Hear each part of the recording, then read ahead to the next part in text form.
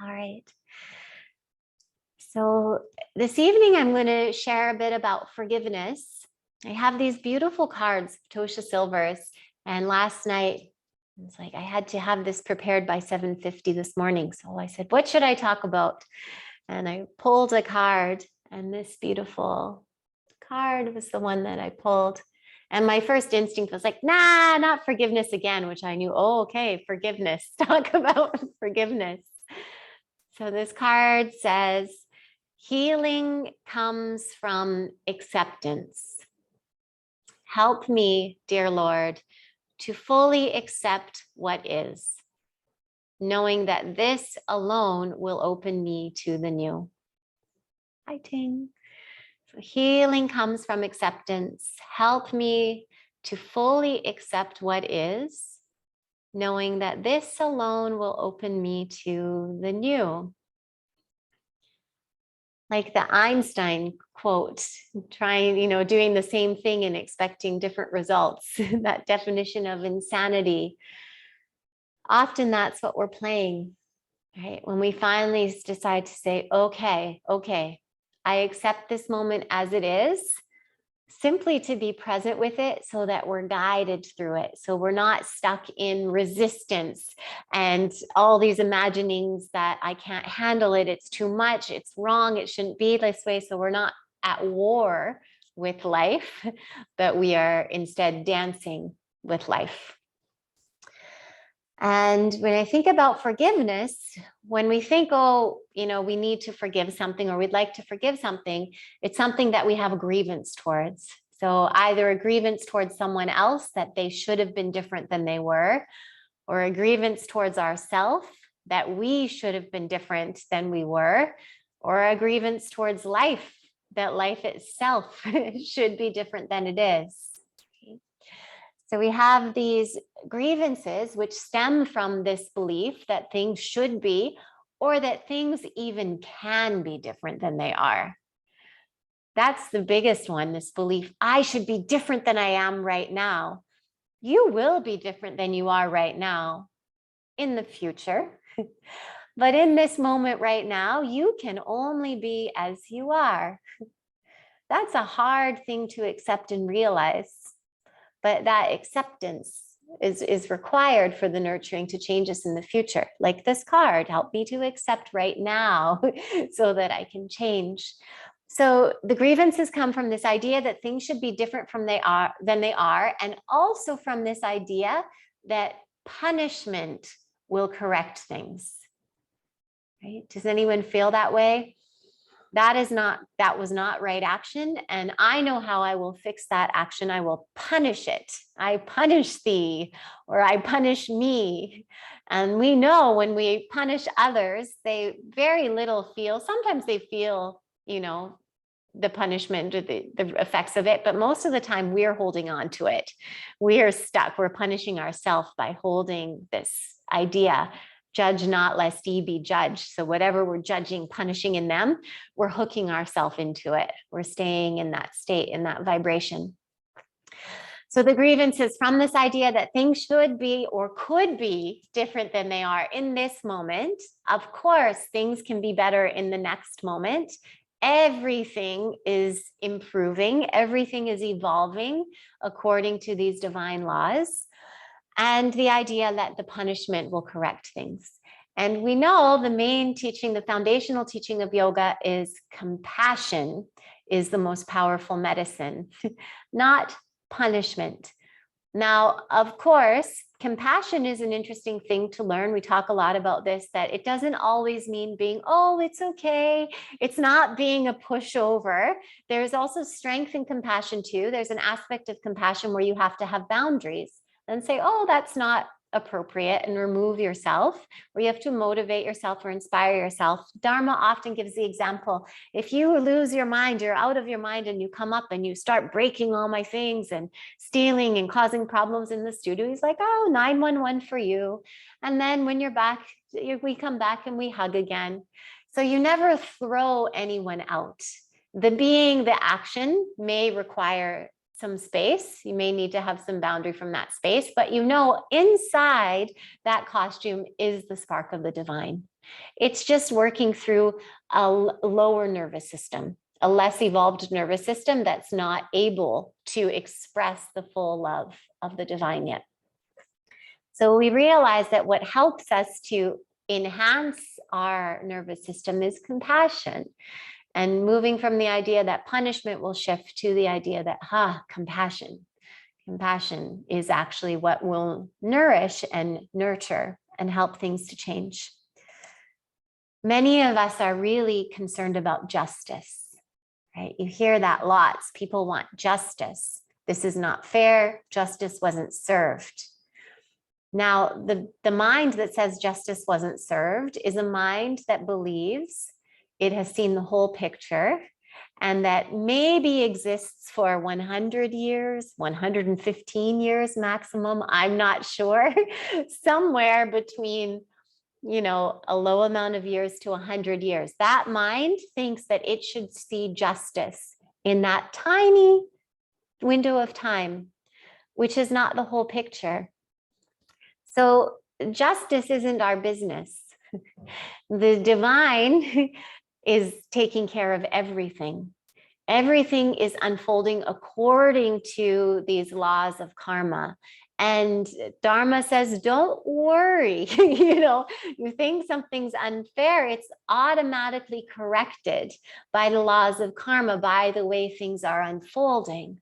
And you don't know. He said there might be a perfect reason. He shared that story that there were all these children years back at a circus, and that something happened, that there was a fire and many children died in this circus. And there was someone who had abilities to be able to see into past lives and did the reading and said, oh, these children there in the past lives, they were the ones in the, I can't remember, but something in the like hangings or involved in something very dark in the past life. So this is how it unfolds. You experience it on the other side in your next life. It doesn't mean that we don't have compassion and say, and do our best to alleviate human suffering and to try to help and to serve, but we're not attached to the outcome. We understand that the outcome isn't mine, that's the divine. So if it's not meant to be that way, then it won't. The divine is the one that really takes care of justice. And Dharma, I love when something, unpleasant happens to him, he's always seems naturally grateful and giddy. Oh, thank you for helping me repay this karma. So he really believes that, anything that's coming at him, it's helping me correct something from a past action, something I did deep in the past, that, thank you. Thank you for letting me repay this debt. So we are looking at a very tiny picture. And if you look at this picture, you can already see just at a quick glance, it doesn't look fair. Why are some people born into very challenging circumstances, and some people are born into these very, it seems, easy, light circumstances?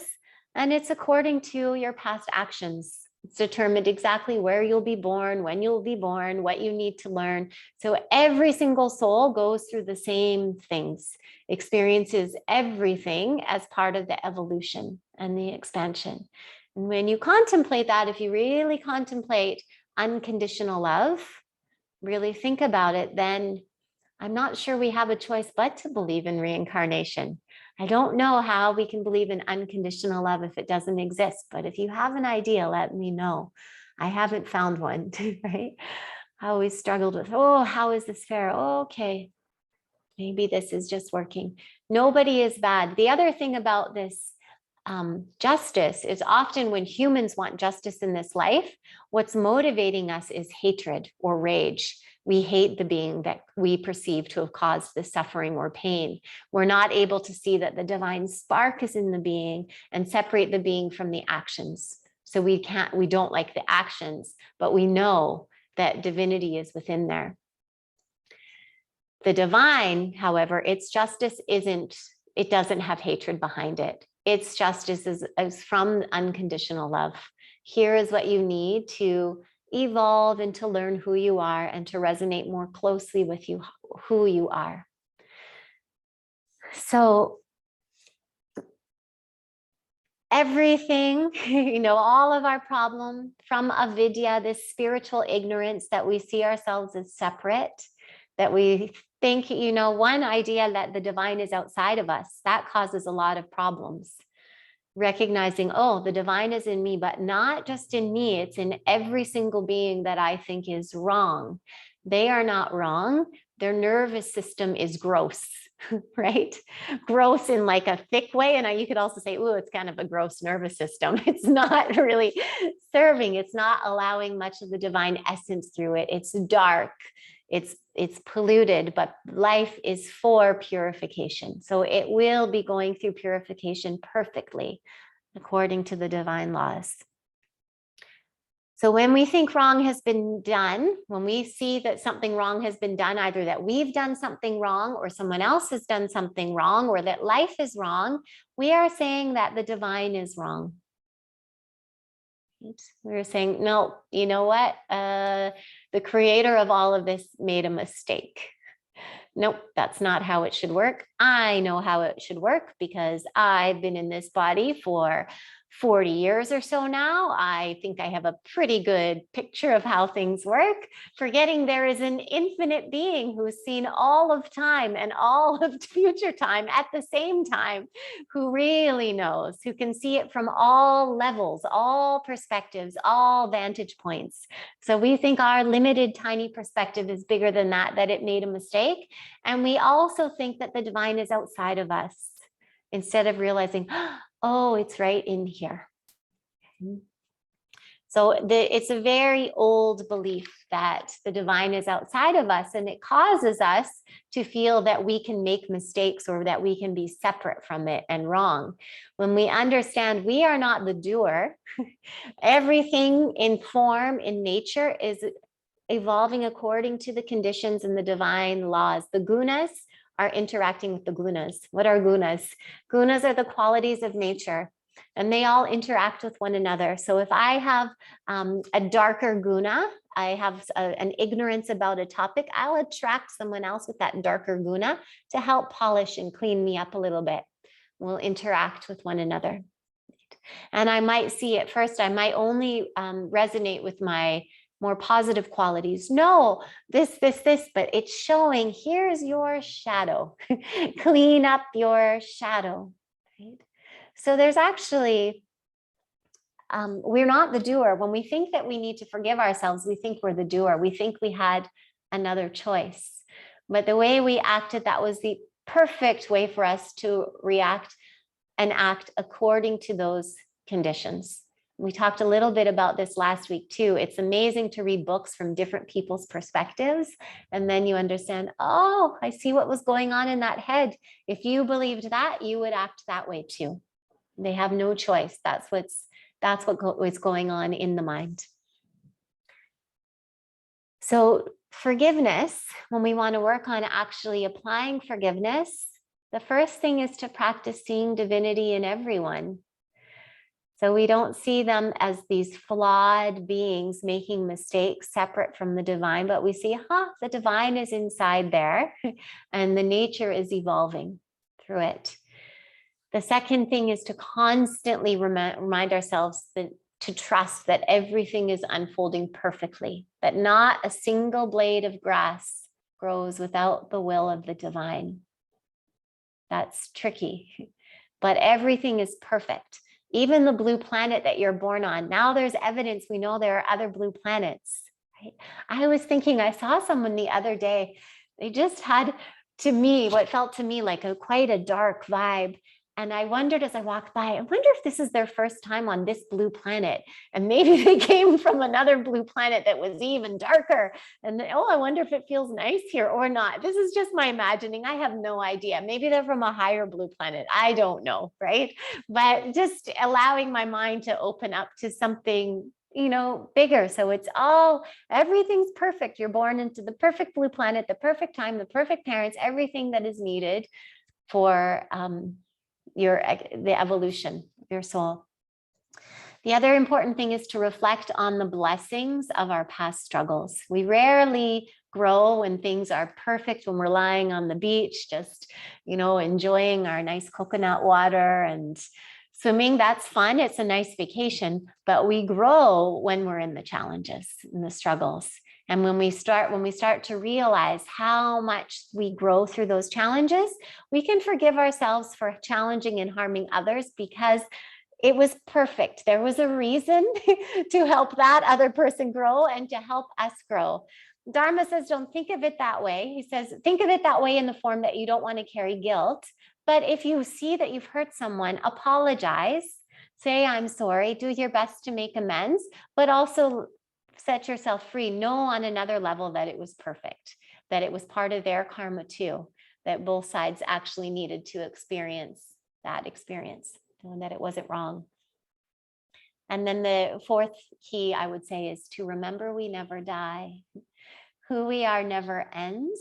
We just keep experiencing more and more subtle bodies. The body we're in right now can't experience very subtle sensations, but as you meditate and practice, you'll start to experience something more subtle and you'll realize, oh, wow, even more subtle than this, more subtler. So very exciting, know where we're going. Forgiveness, when we talk about forgiveness, when you actually get down to it, forgiveness is not required. There is no mistake. There is nothing that you actually need forgiveness for. There's nothing you've done that is wrong. There's nothing anyone else has done that is wrong. Everything was perfect. Forgiveness is acceptance of the moment as it is, saying, okay, that was perfect. That was what happened in the moment. You can learn from it. Maybe you say, oh, in the next moment, I wish to practice this. And then the next time you're triggered by something similar, you do a little better for 5 minutes, and then you fall into your old way again. Okay. Instant forgiveness, instant acceptance. Ah, that happened again. Okay. But you know what? I did a little bit better. For 5 minutes, I held compassion. Next time I hold compassion for 6 minutes, then carry on. So we're not creating an identity that we are wrong, bad, separate, that we should have been different than we are. And also setting all the other characters in our life free of their story. So we don't actually need to forgive them and reach out to them and say, okay, I forgive you. There's nothing in the ego there, or that is nothing except ego there. Instead, we want to sit and see if we can come to a state of complete acceptance and maybe be able to see that being without the story. The story is the ego, which is evolving. The being is the divinity that is within them, which is our challenge in these human bodies, is to recognize the divine in everything. Sometimes it's easier to see it in a leaf, in a tree, right? And then we'll start seeing it in all the forms.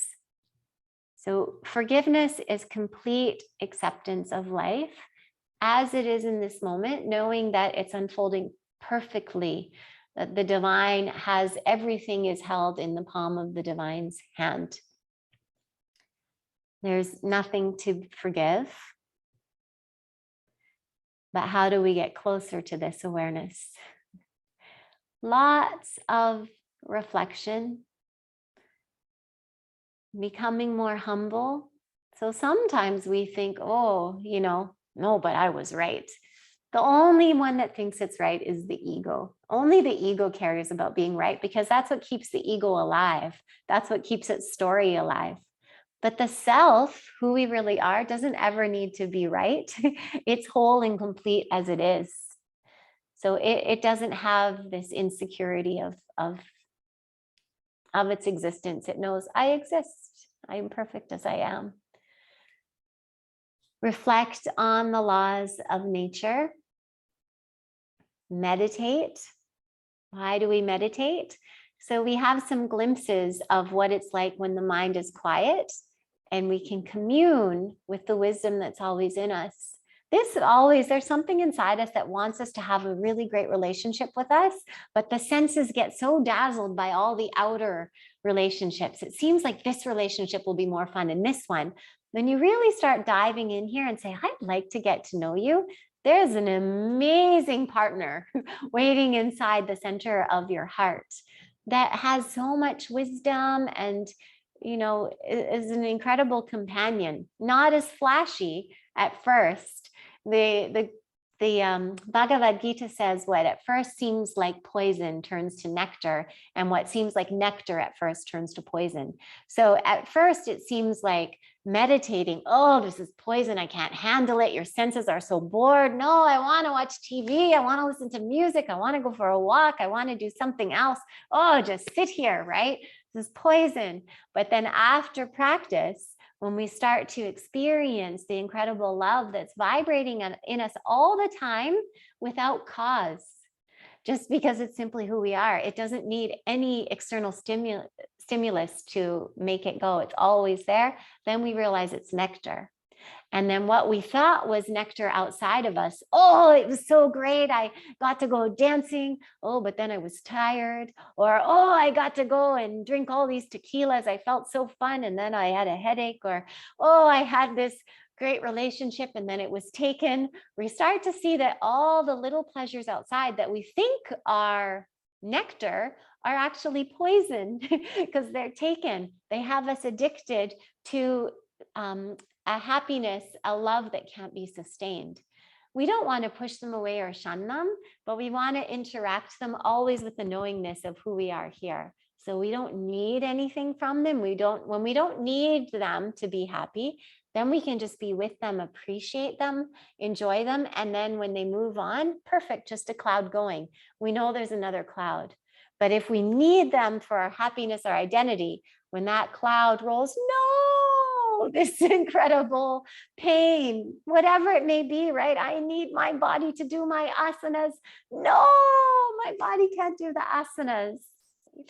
So this is what we're wanting to come to. It takes a lot of practice to meditate and sit with this, but it's practice that is extremely worth it. I will say, as a very rookie meditator, and I've seen from, beings who have much deeper practices than I am, that they just more and more, you can feel it in them, that there's a love in there.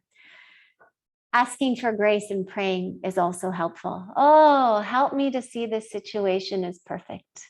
Help me to accept this, to reconcile with life, to not be at odds with this moment. Just for now. You don't have to say, I always want life like this, but you say, okay, let me be at peace with this moment as it is now, so I can hear your guidance. If we're so at war with the moment of life as it is, the mental chatter is really loud. When that's really, really loud, you can't hear divine wisdom inside. So you don't know how to act. You're just acting impulsively from this right? But if you say, okay, let me accept this moment right now as it is, just for this one moment, and guide me. I wish to serve love. Then it'll say, great, I was hoping you'd come to me. Here's what I'd like you to do. There's the step. So we're practicing karma yoga and bhakti yoga. Right? And then I always recommend the work of Byron Katie when we're really stuck in a belief. No, it's this way. Her work is amazing. You can listen to her. It's helpful to listen to her guide people through it. Even the examples that I think, that one doesn't really resonate with me. I always listen. I listen to every one of her podcasts and I always get something. Oh, wow, there's something in that situation for me too. So practicing so that when the thoughts come up, we don't instantly think they're true and identify with them. We're just like, oh, you again. It's just, oh, someone put their needle on that record and it's playing. But it doesn't mean it's true or the best music for us. It's just something that's playing, not so personal. All right. Does anyone have any questions? Yeah, Michael. Go ahead. You can unmute yourself. Okay. I just had one question and it's a little off topic because we're talking about forgiveness, but when you said that our Atma, like our the divinity is all within us, where the only thing that I'm a little bit confused is where do we go when we're like, if say someone's enlightened and they pass and then they reconnect with the source or God or, you know, then where is that? Then if it's not inside, or is it still inside? So Dharma says he says always keep a little bit of your ego. You always keep a little bit of it for this play so that you can keep having experiences. He says, don't get rid of all of it. Then you absorb back into nothingness. But it's okay. The nothingness is of bliss. But yeah, the pure self is actionless beyond all qualities. So when we're in that state, we don't have any experience, which is okay. There's no longing for experience. It's the bliss of who you are. But I love that he shares creation never begins, never ends. We always exist. We exist in more and more subtle forms. So that will travel in our astral body into our next body. When you pass the physical body, turns back into the earth, the astral body, that is the pranamaya kosha, manomaya kosha, vijnanamaya kosha, all that, your karmas, that goes into your next body. And who knows where your next body is? It might be another physical body here. It might be a body in a realm where you fly around or you don't need limbs. It might be, we don't know. There's infinite, right? It gets more and more subtle. There's infinite realms we only see through here. There's all of these. And then also there's none of these, right? It's just what we tune into our senses. So we don't have to worry about that. I think when we're worried about that, we're attached to a goal of trying to get somewhere, or where do we go at the end? And creation has no beginning, no end. I also love it shared, I can't remember which texts, but the enlightened beings still exist in this form, in the same world, but they're not disturbed or concerned by it.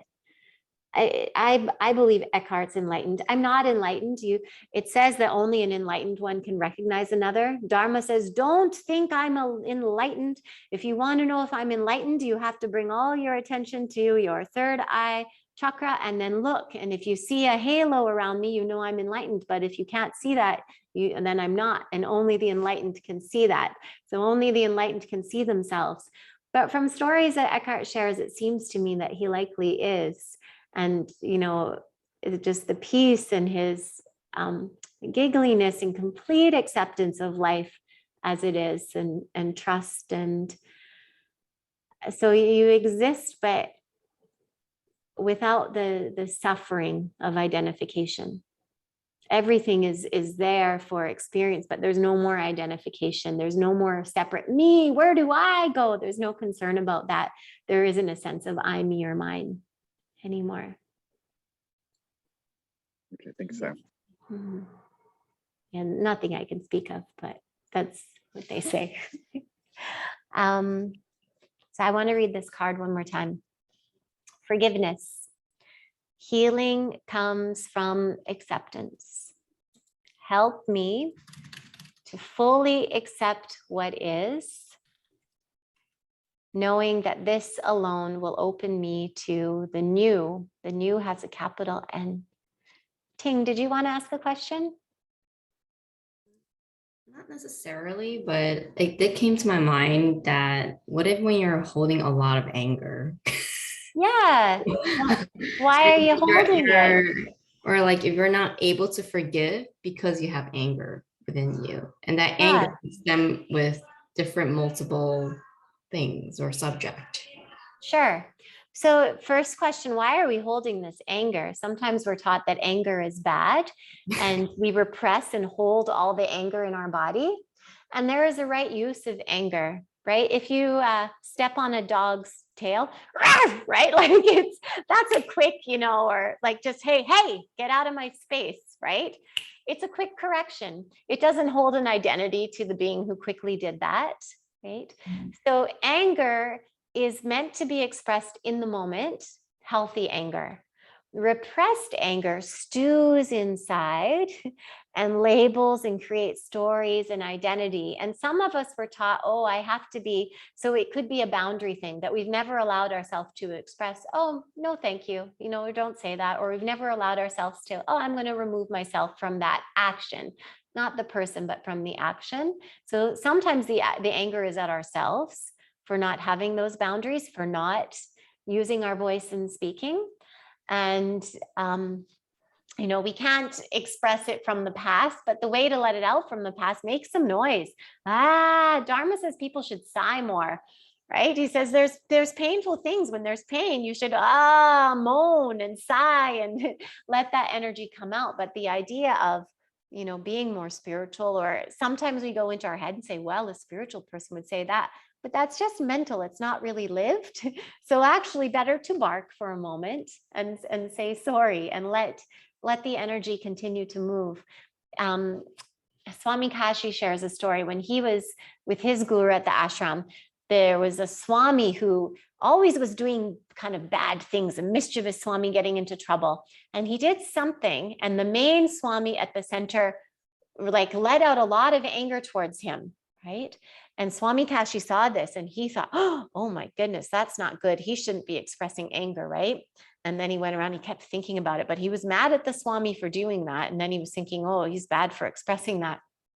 And then shortly, later in the day, those two Swamis, the main Swami and the one that got in trouble, they were hugging and laughing and friends, because the anger was only in that moment. He had no attachment or label to it. And Swami Kashi realized that he created a label. He didn't express any anger in that moment, but he held it. It was simmering on him, judging. Right? So it's just something to see and not expect it to be fixed instantly, but maybe even being able to accept. The first step might be to accept, there's anger in this body. Help me to accept that I feel anger, right?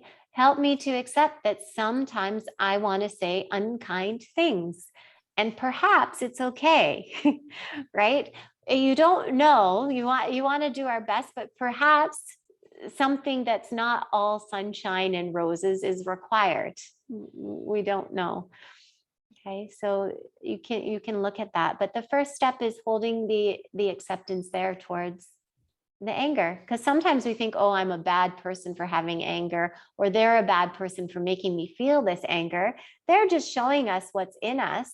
So maybe we can understand angry people. The next time someone does something out of anger, oh yeah, I feel anger too. I've shared this story many times, but my second year at the ashram, I had terrible, terrible dreams. And I kept dreaming about all these terrible things happening to my loved ones. And this anger arose in me, where I realized under the right circumstances, I could do any horrible thing that's ever been done. I was just like, if someone harmed something, that attachment, how attached we are to our loved ones, that I could become a terrorist. And this scared me. And I went to the Swami and said, may I speak with you? I'm worried I'm a psychopath. And shared, like, this is what's going on. He said, this is very good. It's important to know that we're capable of everything, not to just think, oh, I'm good, I'm nice. No, we're none of these. We're not good and nice, and we're not angry and mean. We are we are the self. These qualities move through. And when we have resistance, if we think that anger is bad, we will push it away. And that'll cause some problems where it'll get stuck in our bodies, and we'll keep attracting relationships that show us, mirror that, until we can say, okay, anger is just moving through, sadness is moving through, happiness is moving through. We don't identify, they're all just storms. I don't know if that's helpful, but allow yourself to be okay with anger if you can. Thank you. And make some noise. If you never make noise, do this like a loud sound, in your belly, and focus on the color red. Put your hands on the wall and push, and try to like run into the wall like you're trying to push the wall, and grunt and make sounds from deep in your belly, and you can transfer the anger into the wall. It knows how to deal with it. Okay. The situations I was most angry at in my life were times that I didn't speak up for myself. And I lived as a doormat and ended up hurting myself because of it, or allowing someone else to hurt me. So I was angry at them for a long time for hurting me. And then I realized, oh, I did that. And again, oh, and I did it again. And then like so much anger. How many times are you going to learn? And then, okay, it's okay. Now you can do it. I'll learn as many times as is required. It will be learned. Okay, let's sit and close our eyes.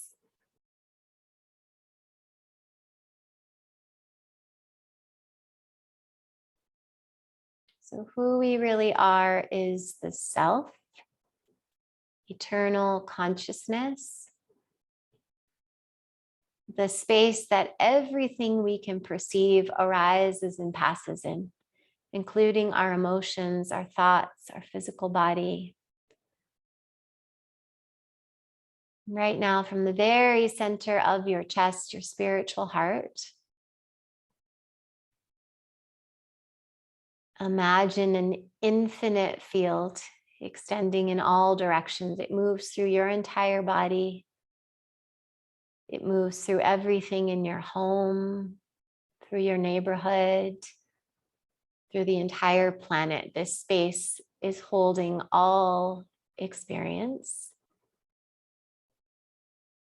but it is not affected by any experience. So all the experiences arise and pass through the space. The space remains pure, untouched.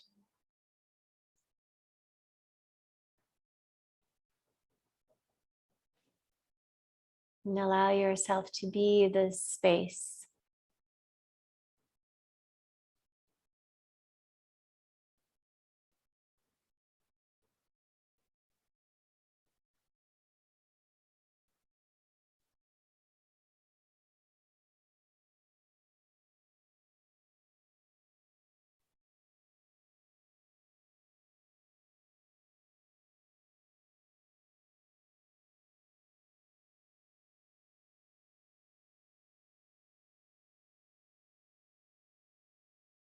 Nothing that happens in this space is personal. It's all the gunas, the qualities of nature interacting with the gunas, nature. You are the witness.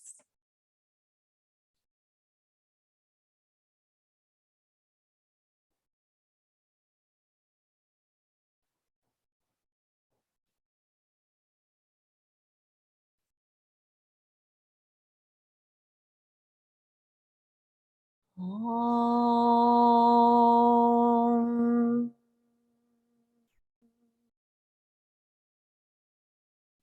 Shanti, Shanti, Shanti.